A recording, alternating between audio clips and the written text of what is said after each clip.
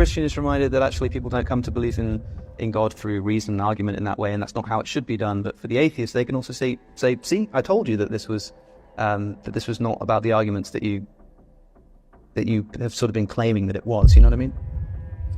Thank you. Yeah, it'd be interesting if we could fill out a church, but God couldn't, wouldn't it? I think you said a few times how secular material atheism, I think these need to be teased apart. For example, when you said a second ago that studies show that young people are more open to God and spirituality, I'd like to see those teased apart, because I can find no shortage of people who will say, yeah, I don't know if I'm like an atheist, because like, how do you like know, So I think there might be something. And invariably, when you press someone on what the something is, they don't really know, which is fine. But they sort of have this idea that, well, it can't just be like matter in motion, which is fair enough. In fact, basically every single civilization that we come across, anthropologically speaking, has some kind of sense of the numinous, has some sense of the sacred and the profane. Whether this sort of transforms into God, I think, is another question. Also, yes, you're right. I mean, it is anecdotal. I mean, you say that you're meeting a lot more people who are telling you that they're considering Christianity again. You have to consider the line of work that you're in, Justin. I mean, I meet a lot of people who say the same thing in the other direction. I'm probably less happy about that, when someone comes to me and say, hey, I had this sort of, this grand ethic that was underlying my life and giving it meaning, and then I listened to your video and I don't think that's true anymore. Awesome. Yeah, brilliant. That's great. But it is happening in the same sense, hearing people say, look, I'm just seeing people come to church in a way that I've not seen before. If you go onto any university campus and speak to professors, what do they say about the sort of shifting tide of the nation? They'll say, gosh, I've never seen anything like this before. Young people are becoming woke. They're becoming super left-wing. There are people like protesting speakers who want to come and talk about whether it be something to do with being pro-life or whether it be something to do with the nation or whatever it is. These people are not Christians. The kind of, in fact, I think a lot of the essence that underlies that is in many ways anti-Christian. So it sort of like depends where you're looking as to what you're going to see. It depends what room you're in as to what the air is going to smell like. You know what I mean? And so, can I make a quick response to that? So we're sharing a mic, so it's a bit. Yeah. Do we have a third mic? Yeah. Did it break? There is a third mic, because that is. You're absolutely right. You don't need to hear from me. I don't want you to feel, superfluous. There's a kind of selection bias, obviously, with the people I'm meeting right now. Yeah. I'm hosting a podcast called The Surprising Rebirth of Belief in God, so people are coming out the woodwork. But let's not forget, I also hosted a show where I brought Christians and atheists on for 17 years, and I genuinely have seen a change. The way that people talk about God now is not the way they were talking about God 10, 15 years ago. So something has changed. Do you mean certain of that? Do you mean like they're talking differently about belief in God? That is, they're sort of saying like, yeah, no, I sort of, I'm not really an atheist anymore, in the sense that they are sort of convinced by certain arguments that God's existent? Or do you just mean that they're more sort of soft and lukewarm on the sort of social criticism? Because I completely agree with that. People are less commonly saying religion is this evil, horrible force that needs to be deconstructed. I think the kind of the new atheist rhetoric has dialed down a lot in a lot of people, and that's still there. On Facebook, you'll find the new atheist sort of stuff coming thick and fast if you mention God in public. But on a more kind of general level, I just think people are no longer sort of taking that line. But it is more than that. I genuinely am meeting more and more people who are saying, well, I was a Richard Dawkins kind of atheist, and I'm now kind of seriously don't take that approach anymore. And I'm really interested in Christianity. And again, I don't have hard statistics on this. It's just that I wasn't meeting nearly as many of those people. And I was primed to potentially meet them in the role I had. And yet now it feels like I meet them all the time. Would you consider me one of those people? Not in quite the same way. Because I could quite easily say, when I first discovered Richard Dawkins and was making these videos on YouTube, I was a very Richard Dawkins style atheism, but now I'm not that kind of atheist, definitely not. I don't like the new atheist approach. I'm way less convinced that this religion is bad type stuff, and I'm taking Christianity very seriously. I did a degree in theology, etc., and I still love biblical scholarship, and I listen to Jordan Peterson, and but I'm still me, right? I'm still here on the other side of this conversation. I feel like a lot of people you speak to must still, when you sort of push them against the wall and say, but do you believe it? They still say no. Yes, obviously, there's a lot of people who haven't dived in, but I mean, you're super interesting example, Alex, because you've definitely gone on a kind of evolution in terms of the way you interact with these issues. I think there are some arguments for faith and Christianity that you take more seriously than you used to and everything else, but absolutely you haven't become a Christian at this point, of course not. But I do see people going a bit further than this, who just haven't come from the sort of same intellectual kind of debate kind of background that you come from, who are much more just sort of have imbibed, if you like, in the sort of, from growing up really, a kind of generally skeptical, secular, materialistic kind of attitude to life and God and faith, and who now just have started to genuinely question that. And literally a young man walked into our church the other week who said, I'm an atheist, or I think I am. I'm not sure I am actually. And he said, because I basically was doing the Richard Dawkins thing, absolutely didn't believe in God, think religion's bad for us, but I've just had this weird experience over the last month, and I just needed to go to a church. And that is not like, that's one of many, many stories that I'm bumping into, and other church leaders telling me about these people, lots of young men coming into churches. Some of them have been listening to Joe Rogan, Jordan Peterson. So something's happening. And it is this thing of, I think, they've sort of been given intellectual permission to think differently about life. And not all of them have become Christians by any stretch, but some of them have. And like that's what I'm kind of trying to get at. Something has changed. Do a lot of them tend to be disaffected young men?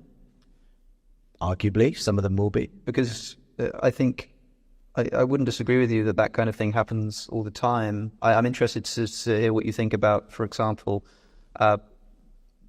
let's say other religious traditions can do the same thing. What you end up with, I think, is... I mean, I've spoken about politics here. I've said that there are your sort of secular intellectuals who are upset politically with the state of the country, but most people they don't have the luxury to be thinking about that kind of stuff. They're thinking about their own life, and they're sort of getting a bit nihilistic. This is the sort of materialism, spiritual bit that... Claims about a rebirth of belief in God don't match reality. Globally, religion is declining. Pew Research projects that by 2070, Christians could make up less than half of the U.S. population for the first time in history, while nones may approach 50%. In the UK, church attendance has fallen so sharply that fewer than 5% attend weekly. What looks like revival is often selection bias. Pastors and apologists meet people curious about faith, but the broader data shows retreat, not growth. Anthropology also explains why humans tend to invent gods. Every civilization developed myths to explain what science couldn't. But as knowledge advanced, supernatural explanations lost ground. Diseases once blamed on demons are now understood through microbiology. The cosmos, once thought created in 6 days, is now traced back 13.8 billion years through astrophysics. Even the Bible reveals this human invention of God. In Exodus 23, God says, "You shall have no other gods before me," which only makes sense in a culture that acknowledged many gods. Evidence of henotheism, not true monotheism. Christianity itself built doctrine centuries later at councils like Nicaea, shaping belief through politics rather than revelation. The truth is, what's happening today isn't a return to God. It's people wrestling with meaning in a secular age, often landing on "I don't know," but not on Christianity. Thanks. Wonderful. I'll give Justin a chance now. So there's 2 questions. Apologize to do this to you. So is this something to celebrate? And maybe for you, is this something to celebrate yet, or, I mean, is there more work to be done? Well, I want to just firstly agree with a lot of what Alex has just said, actually, because I do think it's too early to say what exactly we would be celebrating. I think this could go in some troubling directions. If Alex is correct that this is really a phenomenon that's just about right-wing political people co-opting Christianity for this purpose, then I don't want that. That is not what Christianity is about. I happen to think that a lot of the people with the platforms right now talking happen to be right of centre for all kinds of reasons. But it's interesting. I do think this spiritual thirst, hunger thing is across the board. So it's just that you don't necessarily hear from people who are more on the left as frequently as you do from people on the right in that way. But in the conversation we had with Elizabeth Oldfield, she talked about the fact that she's engaging with a lot of people across the spectrum who are, you know, whatever their political perspectives, they're looking for, they're tired of the materialist account of reality. And it might be that they're into psychedelics and they're looking in that way. It might be they're, you know, that they've got huge environmental concerns, and that has kind of triggered their particular kind of search for meaning and purpose, because they've realized we can't solve this problem ourselves. We need a spiritual solution. So I think that it is more nuanced than perhaps you described, or even that my book describes, because I will absolutely admit the book does tend to major on some of those more sort of high-profile individuals like the Jordan Petersons and the Douglas Murrays and so on. So the question of whether we celebrate this is, I would only want to celebrate this if it's, in my opinion, true Christianity. And that is the kind of Christianity that absolutely goes to that fundamental command of love your enemies. It is completely countercultural. Now, that's not necessarily going to be a vote winner, actually. So I don't see this necessarily, if it's going to happen in its true form, being, you know, married to some populist government thing. I don't think it will be in the end. I think there will be versions of it that are associated with that, and you can see that in the rise of some forms of Christian nationalism and that kind of thing in the US. But my genuine belief is that whatever those are, they're not Christianity. They're just another form of idolatry, basically, that is you co-opting Christianity for a political purpose. I'm interested in the stories that I am seeing of people who, yeah, maybe there are some political motivations in the background, but who are coming to that point of realizing politics isn't going to solve this. Just kind of throwing more technology or science or whatever at this it's a problem of the human heart. And I do genuinely think more and more people are kind of coming to the end of their tether in that sense. And so I don't know is the answer. The only thing I will celebrate is people being absolutely transformed by Jesus Christ and going and changing the world in the way those first Christians did. I suppose the reason I'm hopeful, optimistic that is what the end game will be, is because I'm a Christian, because I do believe in a God who works through renewing, revitalizing, reviving his church, even though it so often goes off course, gets into all kinds of mistakes and muddles. I think history is basically a long series of points at which God has stepped in and done something new, and something genuine, Christ-like has emerged out of it. We are in a long trough at the moment of this secular moment in the West. But I guess I just believe that the wave is coming back. And because I'm a Christian, I believe there's going to be good fruit from that. There's going to be a lot of other stuff that it might wash in as well. There might be all kinds of other religious beliefs, all kinds of esoteric New Age stuff that comes in. There might be all kinds of political stuff that comes in. That will all happen, I'm sure. But I think there will be something of genuine Christianity that also breaks through, because I guess that's where my faith comes in. What Justin calls a rebirth of Christianity is really just another wave of people searching for meaning, something that's happened in every age. In the Middle Ages, it was Catholic mysticism. In the 18th century, it was revivalist movements. In the 1960s, it was New Age spirituality. None of these waves made Christianity objectively true. In fact, history shows the opposite. When Christianity gains momentum, it is often shaped by politics, not by love or compassion. The Council of Nicaea in 325 CE created official doctrine under imperial power. Later, the Crusades and Inquisitions used faith to justify war and persecution. Even today, Christian nationalism in the US shows how religion is repeatedly co-opted to serve political agendas. Scripture itself exposes the problem. While Jesus says, "Love your enemies" in Matthew 5:44, the same Bible commands in Deuteronomy 20:16 through 17 to leave alive nothing that breathes in conquered cities. That's not timeless morality. It's human authors projecting violence onto God. And modern data doesn't support a revival either. Pew Research shows Christianity declining across the West, with the religiously unaffiliated now nearly 30% in the US and over 50% in many European countries. What people are really experiencing is existential anxiety in a secular age, not divine renewal. The evidence makes it clear. Christianity isn't being reborn. It's being recycled as one option among many human-made belief systems. But I was just really fascinated to ask that. Yeah. That's quite all right. But the abandonment of the propositional is maybe a result of that, but also something that's a common story amongst like a lot of things. If you look closely enough, people realize that it's not the way to interact with God, if there is a way to interact with God. Do not all charms fly at the mere touch of cold philosophy, as Keith said. Philosophy will clip an angel's wings, conquer all mysteries by rule and line, empty the haunted air, and nomad mind.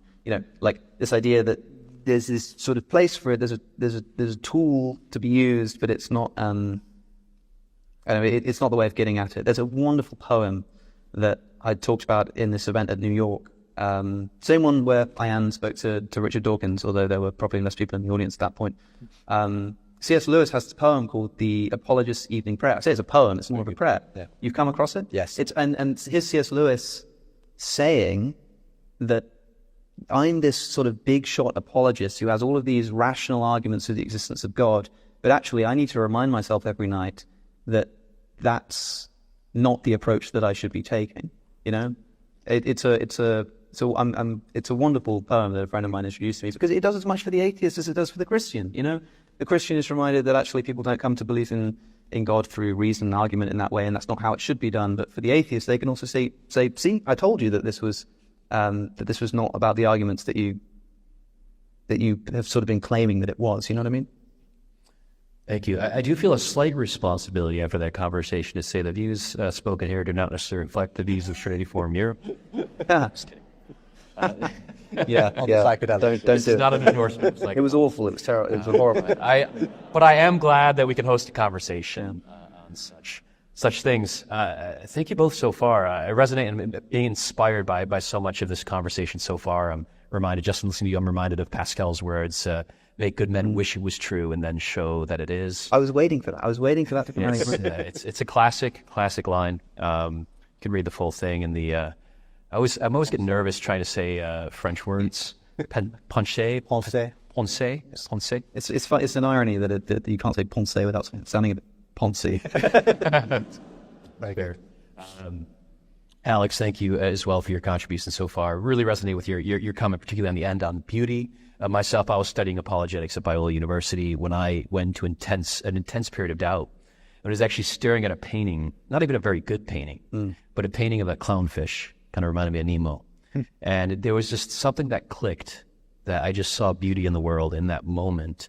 And something shifted that wasn't necessarily rational, or at least not rational in typical, syllogistic sense, but we're just pointed to some kind of transcendence in the world. So I really resonate with that as well. Yeah, where the new atheists spend their entire career saying religion isn't rational. The religious response used to be, yes, it is. Now it seems to be something like, yeah, I know. Well, I just want to speak up as well for the fact that these other ways of coming to believe things, by the same token, they're not irrational necessarily. They're just, as you said, they're not a three-point argument philosophically. Irrational. I just think there are other ways of knowing things in the world, and people are more open to that. They're realizing that beauty is not something that you arrive at through a philosophical argument. It's something you just apprehend, but it's true. So I think the danger is when you sort of say people are coming to faith through these non-rational means. That somehow means you're kind of casting shade on it. No, it's just the way in which we come to all kinds of beliefs in life through that mode of thinking. To help provide an analogy, perhaps, would this be a fair representation? Like, I don't truly come to know what love is by reading a proposition, God is love, or love is X, Y, or Z, but I might read a story like the story of the prodigal son, in returning to a father, and I experience something through listening to that story, and it's through that I come to understand what love actually is. So is this the kind of thing where we're talking about non-propositional kind of reason? Yeah, I would say so. I think it's just... It's a shame if we kind of dismiss people's personal experience as somehow non-valid. Now, it may not be something that can convince someone else, and that's the advantage of the objective, rational approach, if you like, to faith. We can debate, you know, the Kalam cosmological argument or whatever, because we're all kind of agreed basically on the objective data out there, if you like. But as I said, it's, in my experience, apologetics, which is this sort of rational intellectual defense of the faith, what it's primarily good at is actually removing roadblocks to faith, I think. Giving people kind of intellectual permission to walk down the road. But you still have to want what's on offer. There's still a sense in which the desire for God is absolutely central. If that's not there, no intellectual argument, I think, will never persuade you, because you have to want what's on offer in the end. So for me, it's important to just recognize that the heart is still kind of the thing. It's the seat, if you like, of ultimately what we desire. So yeah.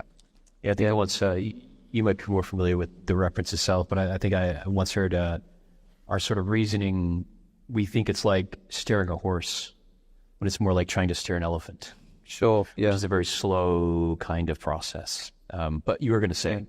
I was going to say that I think a lot of people go further and actually condemn the principally rational approach. I think that's what Lewis is doing in that prayer. I think he's saying that it's a bad thing to identify principally with the rational argumentation and think that that's the way it's supposed to be done. I mean, I've read the prayer, the poem you're referencing a few times. I don't think he's denigrating reason. I mean, should we do it? We should get the poem up, shouldn't we? I think, hey, I can give it a go. Yeah. So, I used to be able to... This is a treat. Have you actually memorized it? Let's find out. Okay. From all my lame defeats, and oh, much more, from all the victories I seemed to score, from cleverness shot forth on thy behalf, at which, whilst angels weep, the audience laugh. From all my proofs of thy divinity, thou who'st give no sign, deliver me. Thoughts are but coins, let me not trust instead of thee their thin-worn image of thy head. From all my thoughts, even my thoughts of thee, O thou fair silence, fall and set me free. Lord of the narrow gate and needle's eye, take from me all my trumpery, lest I die. What we're seeing here is really an admission that Christianity can't stand on reason alone. Even C.S. Lewis, often cited as a defender of faith, admitted in his Apologist's Evening Prayer that arguments for God are fragile, that they win applause from audiences, but not evidence. This is consistent with centuries of theology. From Augustine to Kierkegaard, Christians themselves have conceded that belief is ultimately a leap of faith, not a conclusion of logic. The problem is that faith by definition bypasses evidence. The Bible itself admits this. Hebrews 11:1 defines faith as the substance of things hoped for, the evidence of things not seen.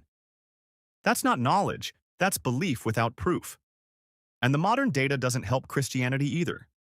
Surveys from Pew and Gallup show young people aren't returning to church. They're leaving in record numbers.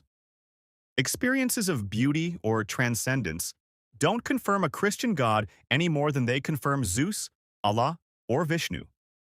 Neuroscience even shows that spiritual experiences can be replicated through brain stimulation, psychedelics, or meditation.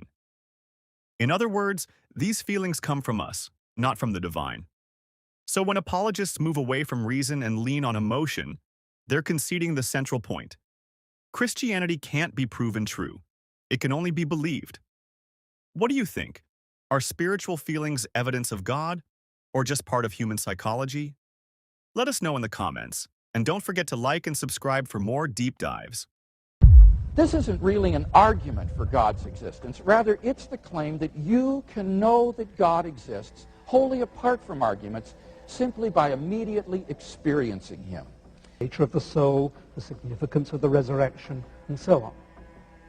Bertrand Russell put it well when he considered the prospect of there being a teapot in orbit around Mars.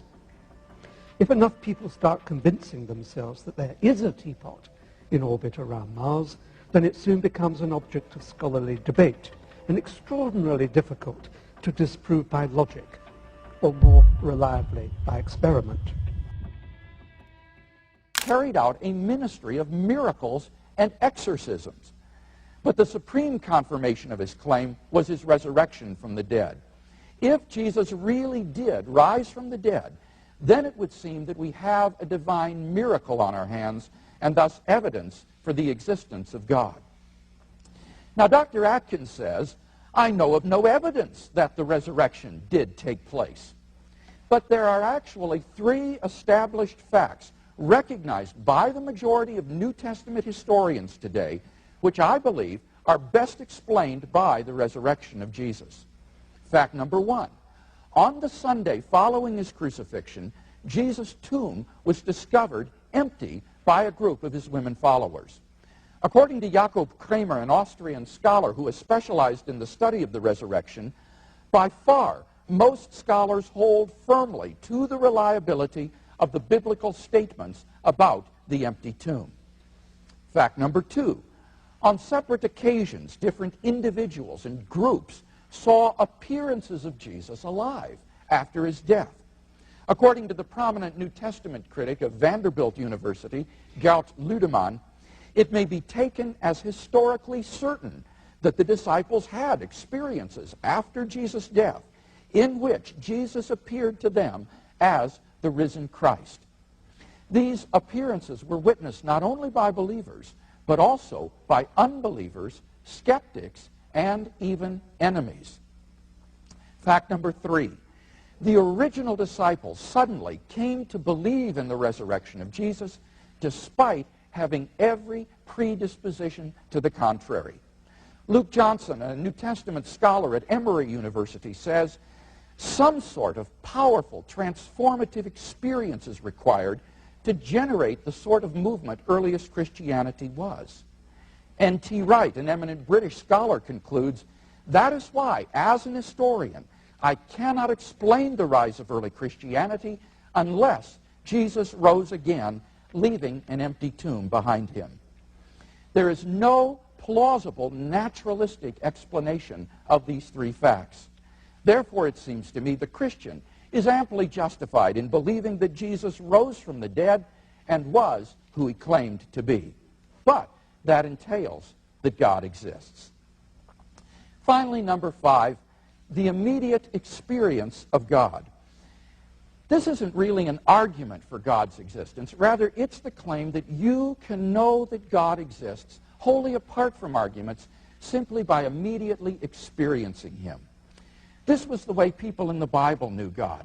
As Professor John Hick explains, to them, God was not an idea adopted by the mind, but an experiential reality which gave significance to their lives.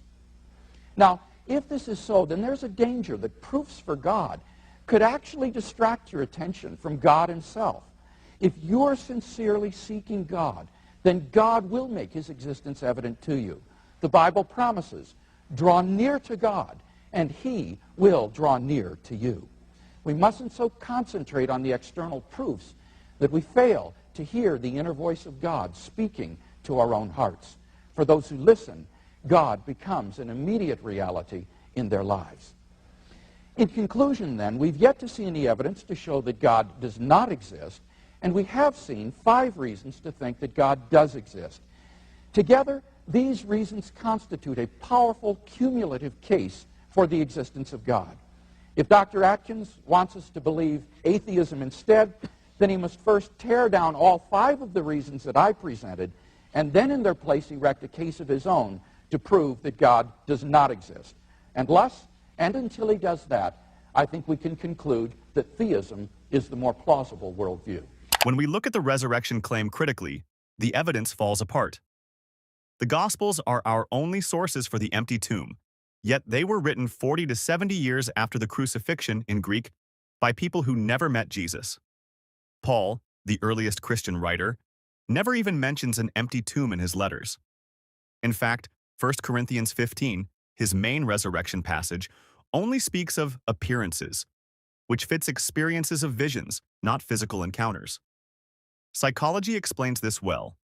Grief-induced hallucinations are common. Studies show that up to 30% of widows report sensing or seeing their deceased spouse. Entire groups can share these experiences, like the Marian apparitions at Fatima, witnessed by thousands in 1917, or mass UFO sightings. These don't prove the supernatural. They prove how human perception works. Historically, resurrection myths weren't unique. Osiris in Egypt, Mithras in Persia, and Dionysus in Greece were all said to have died and risen. Christianity emerged in the same cultural environment, and Jewish apocalyptic expectation primed the disciples to reinterpret visions of Jesus as proof of his messiahship. Even the Bible shows contradictions. In Mark, the earliest gospel, the women flee the tomb in fear and tell no one. Mark 16:8. Matthew adds an earthquake and guards. John rewrites the story again with different characters. These are not consistent eyewitness reports, but evolving theology. Stress that whereas the assertion of God as an explanation of anything has an air of sublime simplicity, that simplicity is an illusion. An omniscient and omnipotent being that can create a universe, some say maintain that universe, that can intrude into the universe to achieve miracles and resurrections, is no simple entity. A God is the apotheosis of complexity, not the apotheosis of simplicity. And the invocation of a God as an explanation of anything, even the warm sentimental feelings that are said to suffuse us in the presence of the Almighty, is in fact the apotheosis of laziness. It's well suited to armchair brains who prefer to indulge in adipose arguments.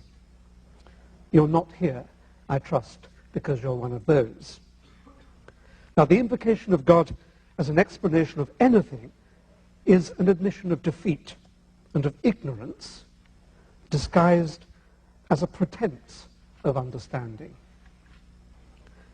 I've set myself a challenge to show that everything in and of the world of the body and of the spirit can be understood without needing to invoke a God. There's no point in being an atheist, and certainly a scientist, without being rigorously intellectually honest. So I have to set myself an honest target, which is nothing less than complete explanation, nothing fudged, nothing forgotten. The atheist argument fails if in the end it turns out that the universe had to be designed. It fails if any aspect of it had to be made. It fails if it turns out that there had to be a seed the size of a pea or even the size of a proton. We atheists must not cloud the issue. That's for the religious who do it so admirably and on such a cosmic scale. The atheist argument fails if it turns out that there is a purpose for the world. The atheist argument fails if it turns out that there is an afterlife, that miracles occur, or that a God is necessary to maintain the workings of physical law. The atheist argument begins to corrode if there are aspects of the human condition that science cannot touch, such as the supreme joy of artistic creation. That, then, is the challenge. Nothing less than complete explanation. Therefore, inevitably, I have to disappoint you. Science cannot yet explain everything. It cannot yet tell us what went on at the event we call the creation. It cannot yet provide a theory or even a simulation of consciousness. It would be quite wrong of me to pretend that it could. However, what I can hope to do is to present you with a scientific view of the world, a view that makes a convincing case that science can elucidate the great questions that have for centuries been regarded as religion's own. And with your newly cleansed, deprejudiced minds, you should be able to accept that science provides a richer, more comprehensible, more reliable, more deeply satisfying account of the cosmos than the primitive pseudo-explanations peddled by well-meaning but scientifically under-informed apologists. I'll deal with the most difficult problem first, creation ex nihilo. The adipose argument is that God did it. That, of course, is the lazy man's elixir, sort of a cocktail made up of a swig of credulity and a teaspoonful of unwillingness to think. In short, it's an explanation that avoids explanation. Science has moved cautiously but steadily towards the provision of a true understanding. I will not bore you with accounts of the events after the Big Bang, which is now universally believed by scientists to be a broadly correct description of the events immediately following the creation. I want to explore whether it is conceivable that science can elucidate the events at the creation, for that is where the atheist stands on the most dangerous ground. Notice that I intend to confront issues, not evade them. Science proceeds by exposing the true simplicity that underlies perceived complexity. Scientists are hewers of simplicity from complexity. I believe that it is possible for science to formulate an account, and it will be a mathematical account, full of precision, full of logical authority, full of the testability that is such a kingly quality of science, of what went on at the Big Bang, when space-time itself and the laws of nature came into existence. Science can already show that a creator had less to do than perhaps... The idea of an all-knowing, all-powerful being is not simple. It raises far more questions than it answers. Saying God did it explains nothing. It only shifts the mystery. For example, if the universe requires a designer, then who designed God? By definition, God would be even more complex than the universe we're trying to explain. Science, by contrast, looks for underlying simplicity. The Big Bang theory already shows that the universe can be described by natural laws, without divine intervention. Quantum cosmology suggests the universe could emerge from a quantum vacuum. Nothing, in physics, isn't empty, but a field of energy governed by testable rules. Hawking and Hartle's no-boundary proposal even models a universe without a need for a creator at all. History also shows us that invoking God has been a placeholder for ignorance. Lightning was once Zeus's anger, disease was demonic possession, and the Earth's motion was said to require angels pushing the planets. Every time science advanced, the God explanation shrank. Even in Scripture, contradictions appear when people try to make God an explanation. Genesis 1 and Genesis 2 give two different creation orders, evidence of human storytelling, not divine clarity. It's the eye. Let me present one tiny technical argument this evening. How much electric charge is there in the universe? The answer is none.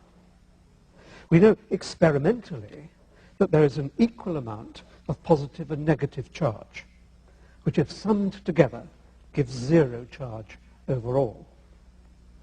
At the creation, no charge separated into opposite charges.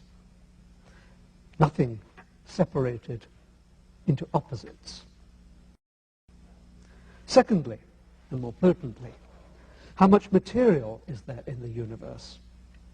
Another way to answer this question is to ask how much energy there is in the universe. For Einstein showed that mass and energy are equivalent. When the sum is done, and that involves adding together all the masses of all the protons, all the people, all the priests, all the planets, all the stars and all the galaxies, as well as the gravitational attraction between them, the answer is close to zero. I suspect that as observations are refined, the total will approach zero. There is no energy in the universe. Nothing did indeed come from nothing. Science shows that the universe is in fact a big confidence trick. There is truly nothing here. All there is a separation of opposites. Now, what that argument shows is that the event that took place at the creation is very much simpler than one might think. God, if he had to do anything, did not have to make anything. All he had to do if he had anything to do at all, was to separate nothing into equal and opposite components. Now, that doesn't solve the problem of what went on at the creation, but it makes creation ex nihilo a far simpler process than you might have thought, for literally nothing had to be made. That argument at least diminishes God's role. Now, I could also sketch in an argument that suggests how the reorganization of nothing could take place acausally. There is, of course, no causality before the arena of space-time has been established, so it would be absurd to project backwards our familiarity with causality in our current arena and use it as an argument for God in an arena when space-time did not exist. No one knows how space-time came into being acausally, but there are hints. I would like to say what I think happened, but happily Dr. Craig has done that for me. But quite honestly, I don't think it matters what I think what went on at the creation, because it would be just pure speculation. Speculation without the rigor of mathematics and observation is as syrupy a bog as religion. All I want to leave you with is the realization that the universe is an engagingly reorganized form of nothing, and that speculative acausal events are capable of seeing it come into being without intervention. No God was needed to make the universe, or even to make it happen. My argument diminishes the role of a creator God to zero. Another potent argument produced by adipose brains in favor of a mental labor-saving God is the apparent fine-tuning of the structure of the universe as it tumbled into existence. People intent upon proving the hand of a designer bandy about amazing figures, 10 to the this, 10 to the that. We've had tens followed by imaginable number of zeros already this evening. All such calculations are sort of hocus pocus and bunkum. There is no a priori way of calculating the probability of the existence of the universe. However, I do have to admit that it gives the impression of being well designed. Had I a lazy brain, I would lie back and leave it at that, and accept that design implied designer, and hence a God in one of his disguises. But not having a lazy brain, I look for a simpler explanation. Several spring to mind. One possibility is that by chance the universe tumbled into being with this particular mix of fundamental constants. There's no way of calculating the probability of that, but it would, I concede, be exceedingly remote. Nevertheless, if something can happen, it could happen. Someone wins the lottery. The second possibility is that a universe can come into existence only with a particular mix of fundamental constants. Other universes, some with pi equals 42, others with bright pink electrons weighing a ton, might bubble into incipient existence but collapse again through want of stability or in some way being logically self-inconsistent. A third possibility is that there are trillions and trillions of universes, with trillions more popping up into existence as I speak. Now, I must emphasize that I most definitely do not have in mind the profligate many worlds interpretation of quantum mechanics, which I find personally distasteful. I mean real, actual universes defining their own space-time and with a unique mix of fundamental constants. Some have pi equals 3.15, others have pi equals 3.16, ours happen to have pi equals 3.14, and bingo, it permits the emergence of life. Now, there would be some who say that a trillion universes is more demanding than a single universe with its one creator. That's logical nonsense. An unstructured, unmade, totally chaotic emergence of random universes without a God is a far, far less complex happening than a single, awesomely well-defined universe with an omnipotent creator. One is random, the other structured. Unless you can show explicitly that this random chance event cannot account for all there is, you have no right to resort to the extraordinarily complex proposition that there is a God who did it.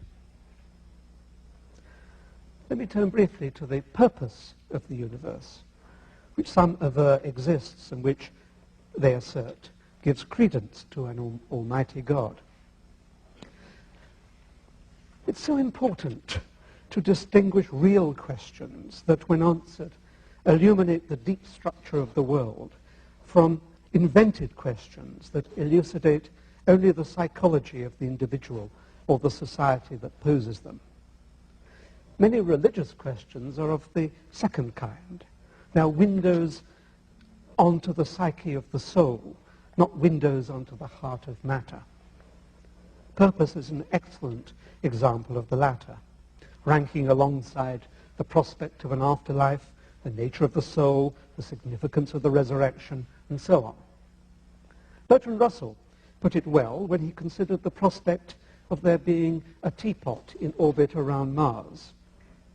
If enough people start convincing themselves that there is a teapot in orbit around Mars, then it soon becomes an object of scholarly debate, and extraordinarily difficult to disprove by logic, or more reliably by experiment. Atkins' argument that the universe could come from nothing isn't speculation. It's rooted in physics. Experiments confirm the total electric charge of the universe equals 0. Positive and negative cancel out perfectly. On top of that, Einstein's equation E equals mc squared shows matter and energy are interchangeable. And when we add up all the mass of stars, galaxies, and people against the negative energy of gravity, the balance is close to 0. In other words, the universe may be a net nothing. No miracle required. This fits what cosmologists like Lawrence Krauss and Stephen Hawking have argued. Quantum mechanics allows particles to pop in and out of existence without cause. At the beginning, before space and time, causality itself doesn't apply. Invoking God doesn't solve the mystery. It only adds an even bigger unexplained entity. As for fine-tuning, the multiverse offers a simple answer. If countless universes exist, each with different constants, then it's no surprise that one, ours, happens to allow life. It's like winning the lottery. Unlikely, but inevitable for someone. And history shows how purpose has often been invented by religions to explain the unknown, from attributing plagues to divine wrath to claiming the earth was the center of the cosmos. Each time, science replaced superstition with knowledge. Even the Bible reflects human invention. Genesis 1 and Genesis 2 give conflicting creation stories, while Ecclesiastes 9:5 bluntly says, "The dead know nothing," undermining the idea of an afterlife. These contradictions highlight myth-making, not divine truth. Atkins is right. Religion explains psychology, not reality. Science gives us testable answers, while faith rests on assumptions. So here's the question. If science can explain the universe without God, why keep clinging to a supernatural answer? Comment your thoughts below. Hit like if you found this breakdown helpful, and subscribe for more deep dives into debates that shape how we see the world. How suspicious are you of something like Christianity insofar as it does seem to answer something like existential dread? In the way that you say, look, if you don't believe in God, then it ends at death, and when you suffer, your suffering is meaningless. Whereas if you become a Christian, it fills you with meaning, it fills you with purpose, it sort of brings you sort of self-assurance that life is still worth living. And I think to myself, okay, like, is the problem of evil a response to Christianity, or is Christianity a response to the problem of seculare is ultimately going to fail you if suffering comes along. But for a Christian, suffering comes along, meaning only grows from that eternal perspective. Cliff and Stuart Connectly? Thanks for coming on the show. Thank you, Alex. How did I do? Did I get it right? Awesome. Nailed it. Yeah. First Okay. time. Okay. Good. We're going to dive right into the deep end here. What is, if you had to summarize, the ultimate 2-sentence blurb summary of what Christianity is all about? What's its main message? That God created us to love him with our heart, soul, mind, and strength, and to love our neighbors ourselves. At times we've done it, at times we haven't. When we don't, that's called sin, and it leads to a consequence, separation from God, death, and hell. But God loves us so much that he sent his only son, Jesus, to bleed and die on a cross to forgive us, to offer us a free gift, grace, forgiveness, and eternal life. And now, as we put our faith in him, he gives us that gift, and we begin life with him now and for eternity. And that gift has a lot to do with forgiveness for the sorry state that we find ourselves in. Mm-hmm. Now, what I really want to begin by digging into is, firstly, why we're in such a sorry state, whether it's our fault, and then also what it means for this Jesus figure to be coming along and forgiving us of our sins. So the way that you just described the fact that we were created for some purpose, which is to love God, but we so routinely don't do that. What's your analysis of like why that's the case? Why people are in need of this Jesus figure to come along and save us? Well, we see it across the country right now with what I would call a revival. We might define revival differently, probably would, all three of us. But there's a God-shaped hole that every single college student I've seen truly has. And there's all of a sudden randomly this pervasive desire to fill that hole. And whether it was the wake-up call from COVID with a lot of suffering that came from there, whether it's where our culture is at right now, and just the suffocation that's going on with busyness, with technology, you name it, they are getting rattled to the point of saying, wow, I need something that really calls me into a higher standard, but I'm also in a high level of pain. That's why you see divorce rates, 54%, anxiety rates on college campuses, 60%, 90% of people say that they have immense amounts of anxiety, depression skyrocketing, obviously suicide. I've had to deal with a few suicide cases recently. And then also on college campuses, I have people come up to me all the time sobbing, saying, I was considering taking my life, or I have a family member or a friend who just did. And so there's some pain there, and they're trying to figure out what to fill it with. There's definitely something going on. People often talk about the meaning crisis, existentialism, and I wonder how confidently you can attribute that to something like secularism or atheism, as opposed to, say, the sort of unimaginable shift in our communication with things like social media. Right? Like if I sort of analyze my daily life and think, well, if I'm feeling anxious or depressed, why is that? Is it because I haven't been to church today because I don't believe in God? Or is it because I've just scrolled through a news feed that tells me that, some country's just been bombed and has told me that my favorite celebrity has, said something they shouldn't and now they're getting cancelled and I have to decide whether to cancel my subscription to their service, and I sort of have 100 messages to respond to and emails and this kind of thing. I feel like the meaning crisis and the anxiety and the sort of the strange emptiness and shallowness of modern life is often just trivially attributed to the decline of religion. Whereas I wonder if we can really be as confident about that. Well, according to the latest Harvard studies, we can be. Now we're talking. And now we're talking is right. And so one was titled, if spirituality could be put into a pill, it would save endless amounts of lives. So Harvard has done 3 different studies over the last few decades on religion and mental, physical health, and so longevity. And so the latest one was those who go to church, doesn't work with social clubs or anything of the like, church weekly, the women have a 60% higher chance of not remaining hooked on drugs. Emotional well-being skyrockets, longevity skyrockets, and those who bring their kids to church on a regular basis, those kids in their 20s have a much, much higher percentage of well-being, happiness, and flourishing. And the studies are longer than that. Like obviously altruism skyrockets for those who go to church and that sort of thing. So this is a very secular, slightly academic study that has shown this numerous times. So I think the meaning crisis, yes, it has a lot to do with church. I think you probably know Andrew Delbanco, who wrote The American Dream. He was a secularist, and he charted the history of the U.S. and showed how it wasn't too long ago when the nation really elevated God and church. And then it kind of shifted to patriotism and focusing on country and fighting for your country. So it's still something outside of yourself. But now secularism has poisoned our nation because it brings a high level of individualism and a focus on the self rather than something higher. And by doing so, that's why there's a meaning crisis, according to this sect. Christians often claim that the so-called meaning crisis is proof people need God. But when we look at the evidence, that claim doesn't hold up. Rates of depression and anxiety have risen sharply in the past 20 years, yet in the same period, the U.S. has remained overwhelmingly Christian. Over 65% still identify that way according to Pew Research. Clearly, losing faith is not the main driver. Instead, science points to social and technological factors. A 2019 JAMA psychiatry study showed teenagers spending more than 3 hours daily on social media doubled their risk of depression. Economic stress, inequality, and constant digital overstimulation explain far more than a decline in church attendance. Even the Bible admits believers suffer just as much as non-believers.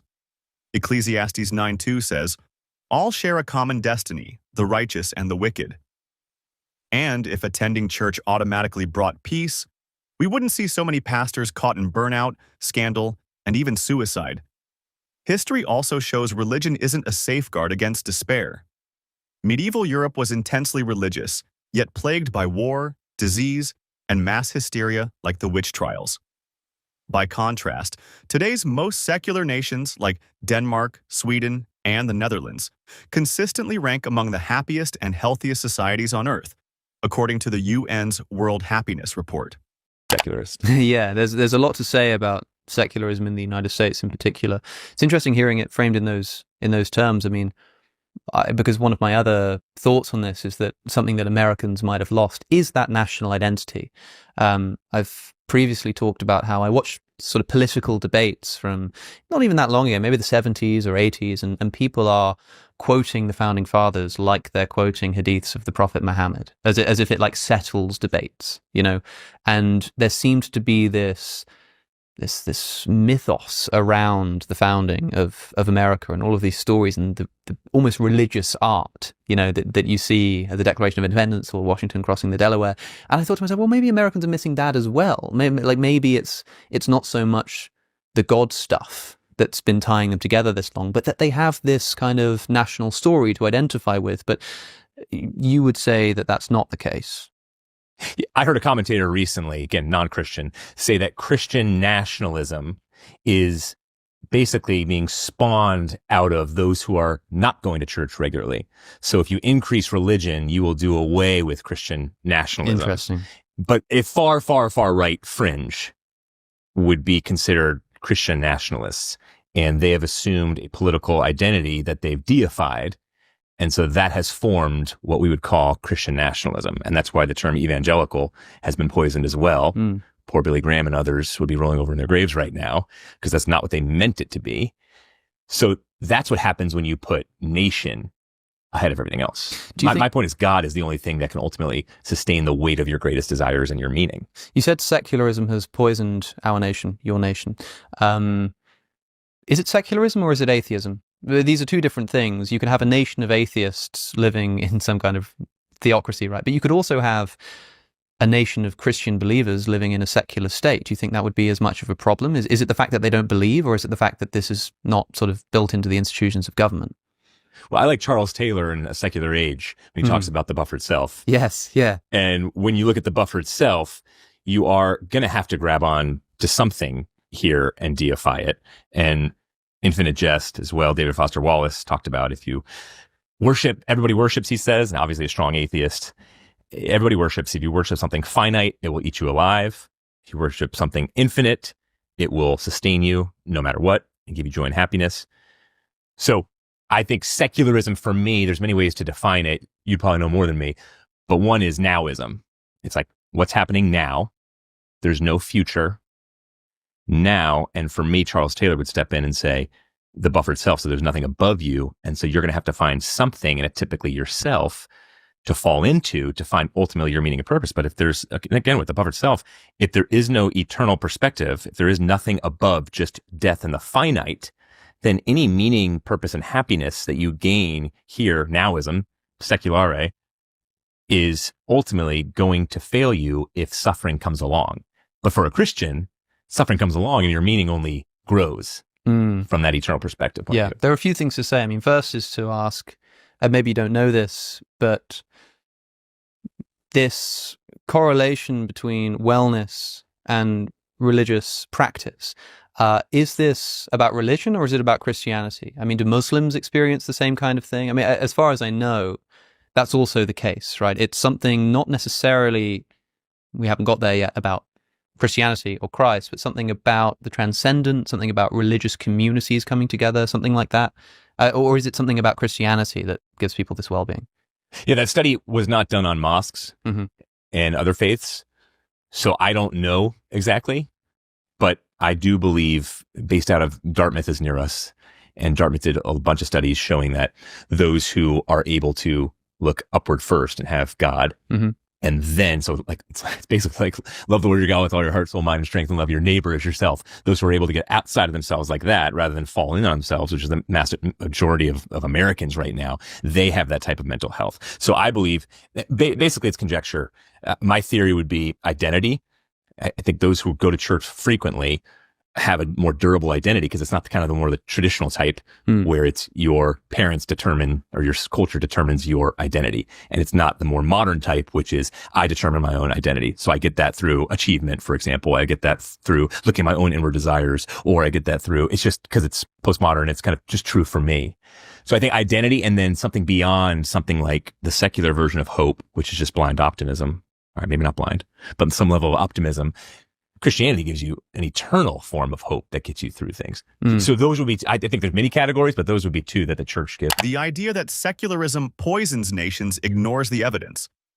The most secular countries today, like Finland, Sweden, and Norway, consistently top the UN World Happiness Report and have some of the lowest levels of crime, suicide, and poverty.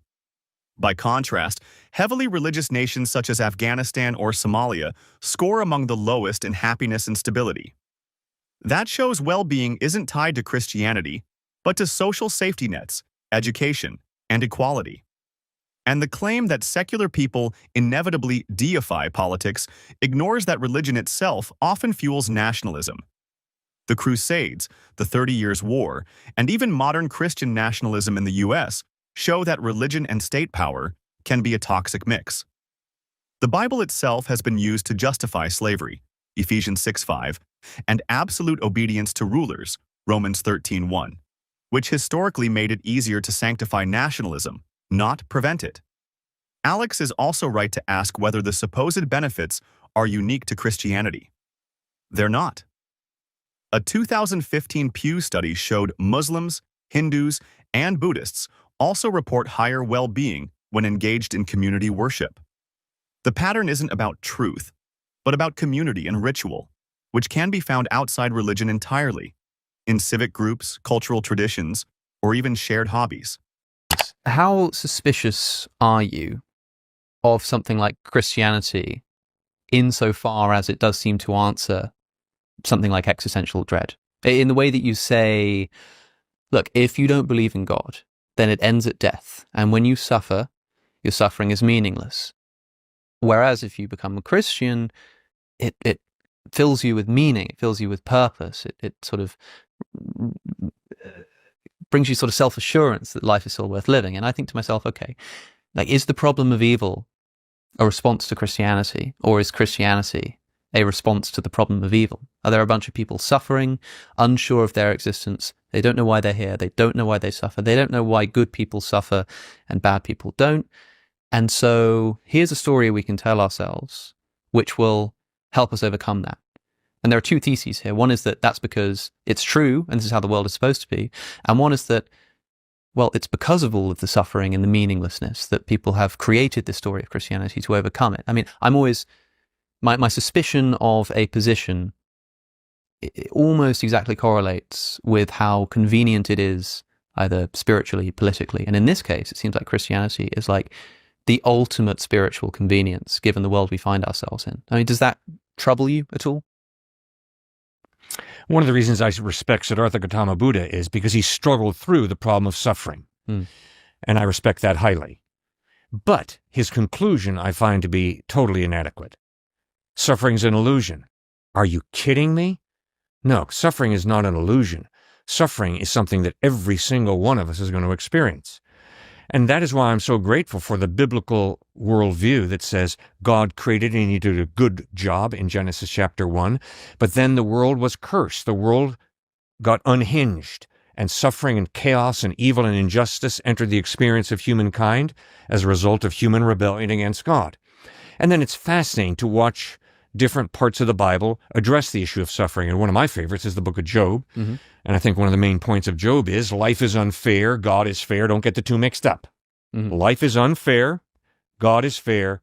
Don't wave your fist in God's face when you suffer, because it's not God's fault. It's the unfairness of life that is smacking the living daylights out of you. And then when you get to Christ, you see that God is a suffering God who becomes a human being, and life kicked his teeth in, no question about it. And he suffered, and then he bled and died on a cross. And I think right at that point, you're confronted by one of the most amazing things of God's character, which is his humility. He humbles himself, becomes a human being, suffers in order to provide the ultimate solution for suffering, forgiveness, and eternal life. And then when you get to the book of Revelation at the end of the Bible, you've got in Revelation 21:4, he will wipe every tear from their eyes, and there'll be no more death or mourning or crying or pain, for the old order has been wiped away. Behold, all things have become new. And that is the hope that we have as followers of Christ, that Jesus will return one day. There'll be a day of judgment, a heaven and a hell. We will receive new resurrection bodies to live for eternity with God in heaven. Which means if my secular atheist friend and I are standing on either sides of the bed where the little babies or young child is lying, whose body's being shredded by some weird, grotesque disease, the question is there a solution? And if my atheist secular friend is going to be honest, there is no solution. Hunk of primordial slime evolved to a higher order is falling apart. Tough luck, kid. That's just fate, destiny, chance. But a follower of Christ will walk to the other side of the bed and will hold that child's hand and seek to comfort that child. But in Jesus Christ, we have a suffering God who provides the ultimate solution for suffering and death, eternal life in heaven. But so I feel like in so many words, you're saying the same thing as me, but concluding something different. That is like, the atheist also wants to comfort that child. They also want to take, but they find themselves unable to do so because they know that it is all meaningless, that it is all just molecules in motion, that suffering has no redemption or justification. And so then you say, well, hold on, if you're a believer in Christ, that problem goes away. And I go, that sounds pretty good. It almost sounds too good to be true. You see what I'm saying? Like it's so convenient. It's so brilliant at overcoming the most fundamental, deepest existential problems of humanity that it sort of garners some suspicion. I mean, what is the message of the book of Job? Like, well, who the hell are you to ask questions? Don't even go there. Who is this that darkeneth counsel by words without knowledge? Like But that doesn't come till later. No, like he allows. It's okay to ask, but then he gets shamed because he's asking too much, it seems. Yeah. Well, I'm interested in, well, perhaps we can do a sort of Job exegesis, but you see what I'm saying about the convenience thing, right? Because everything you've just said, where you've said, well, look, we live in a world and suffering is real. Yes, I agree. And like, as an atheist, you're going to look at that and you're going to go, this is all meaningless. Yes, I agree. And Christianity allows you to say it's not. Yes, I agree. But, like, so would a great many beliefs that I could probably invent. They wouldn't be as comprehensive or impressive as the Christian worldview, for sure. But the very fact that it serves that purpose makes me suspicious as to its, its psychological origin. You bet. But when you love and when you are loved, it's almost too good to be true. Yeah. When you experience joy, real joy, that's not based on the circumstances of life, but that goes far deeper than that, it's almost too good to be true. You're right. And hope for a future that doesn't end in the grave, where there's more to us than just becoming fertilizer. Instead, we're human beings created to enjoy God for eternity, and God has put eternity in our hearts, and that's why we have this longing for eternal life. Yeah, maybe it is too good to be true. And that's why a careful study of the Gospels, I think, is so important to find out, did Jesus really rise from the dead or not? Yeah. Is this just a pipe dream, or is there some substance to this? Well, perhaps we can do that. I mean, there are so many angles to take here. I don't know if there's anything more you want to say on Job before we do the resurrection stuff, because I read the book of Job. I'm fascinated by Job. And I guess my only question Was your point that Job wasn't allowed to doubt? God didn't want to doubt? Or what was exactly your point? He's allowed to doubt. Yeah.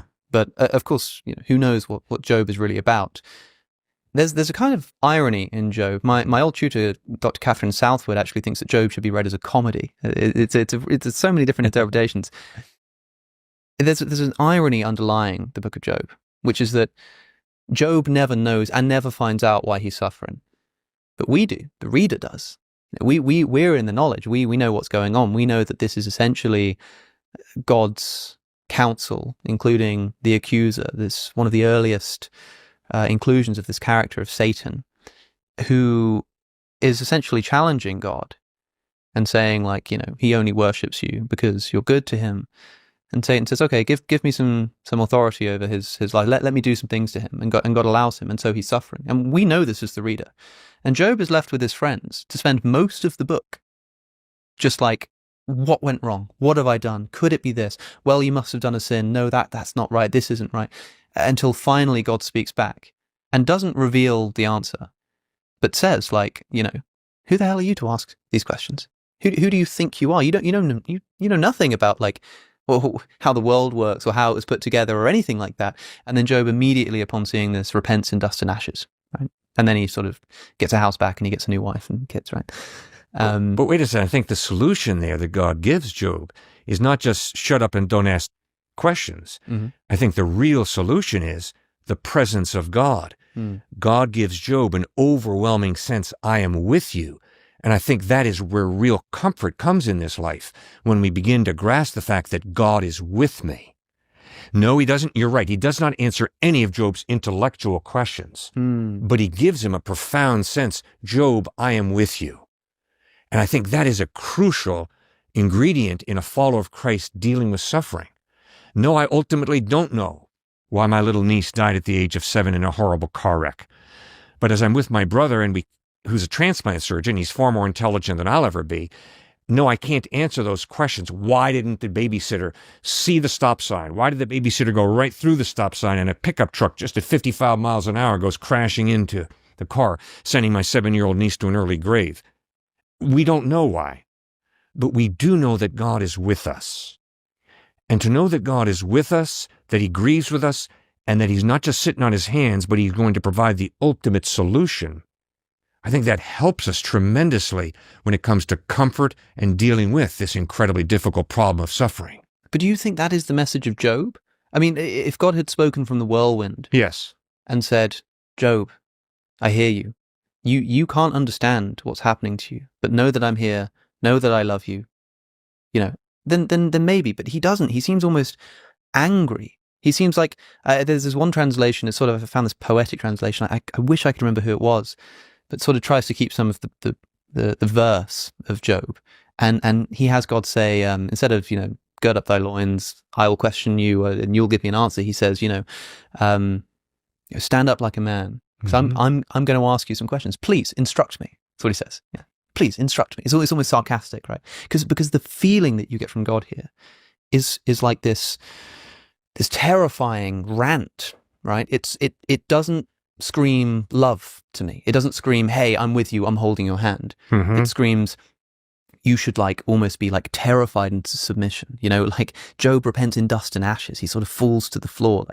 The image in your head is a dramatic one. It's not like Jesus healing the paralytic or something. It's not this nice Renaissance, happy, smiley image. It's this thunderstorm, this whirlwind.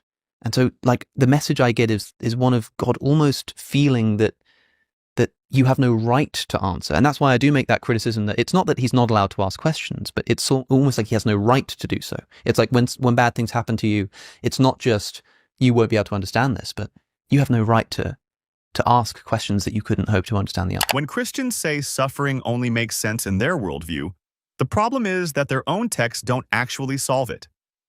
Take Job. God allows a bet with Satan that destroys Job's family, health, and livelihood, all to prove a point.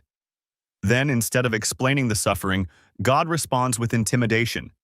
Who is this that darkens my counsel with words without knowledge? Job 38:2. That isn't comfort, it's divine gaslighting. Even Revelation's promise that one day every tear will be wiped away. Revelation 21:4 doesn't explain why innocent children die now. It only kicks the can down the road. From a historical lens, religions across cultures have created similar, too convenient answers to suffering. Ancient Greeks explained tragedy through fate, Hindus through karma, Christians through sin. Each system reassures its followers, but none provide evidence that suffering has cosmic meaning. In fact, neuroscience shows the opposite. Human brains are wired to create patterns and stories to cope with fear and chaos. That explains why belief systems often arise where suffering is worst. Alex's suspicion is well placed. Christianity sounds persuasive not because it's true, but because it's designed to soothe existential dread. And when a worldview's strongest feature is how comforting it is, that's exactly when we should be most skeptical. So here's the question.